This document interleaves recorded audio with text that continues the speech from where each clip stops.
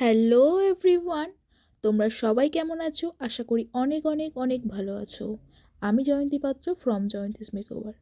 হ্যাঁ, আজ কিন্তু তোমাদের সঙ্গে আমি কোনো মেকআপ টিউটোরিয়াল বা কোনো মেকআপ, কোনো কলকা, কোনো আই মেকআপ এরকম কিছু টিউটোরিয়াল বা ভিডিও নিয়ে আসিনি।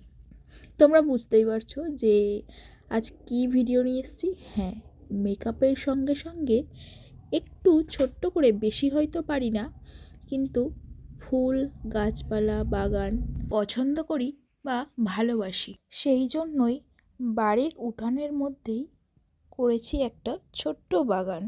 তবে চলো আজ এই বাগানের সঙ্গে তোমাদের একটু পরিচয় করিয়ে দিই যে এই বাগানে আমি কি কি ফুল গাছ রেখেছি।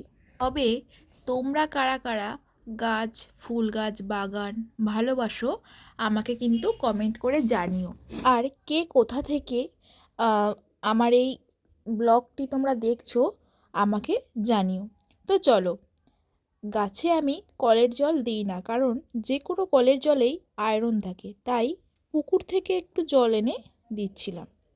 দেখো, এই ফুল গাছটা যখন প্রথম এনেছিলাম তখন গাছটা মরে যাওয়ার মতো অবস্থায় হয়ে গেছিলো।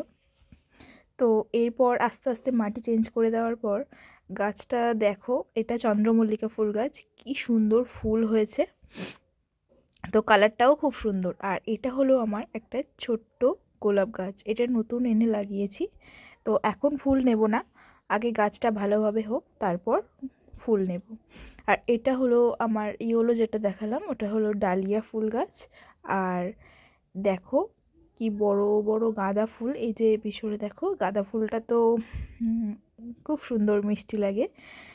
তো এই হলো আরও বিভিন্ন গাছ আছে এখানে, জবা গাছ আছে, বিভিন্ন ধরনের ছোট ছোট ফুল গাছ আছে। তো যখন যেমন গাছ আমি অ্যারেঞ্জ করতে পারি, তো সেরকম গাছই আমি বসিয়ে দিই। এই হলো ব্যাপার। তারপরে ঠিকঠাকভাবে মেনটেন্স করার সময় পাই না। তো তোমরা সবাই জানো যে আমি মেকআপের কাজও করি। তো এই যে দেখছো না, এই যে মাটিটা অ্যারেঞ্জ করেছি, তো এই মাটিটা আমি রেডি করেছি এখানে আমি ধনে বীজ ফেলবো বলে। দেখো, এখানে আমি গোটা ধনে নিয়েছি, নিয়ে এখানে আমি একটা পাথর দিয়ে আমি এই ধনে বীজগুলোকে একটু ফাটিয়ে নিচ্ছি। নিয়ে এবার আমি এই পুকুরের জল দিয়েই আমি এই ধনে বীজটাকে 2 দিন ভিজিয়ে রাখবো।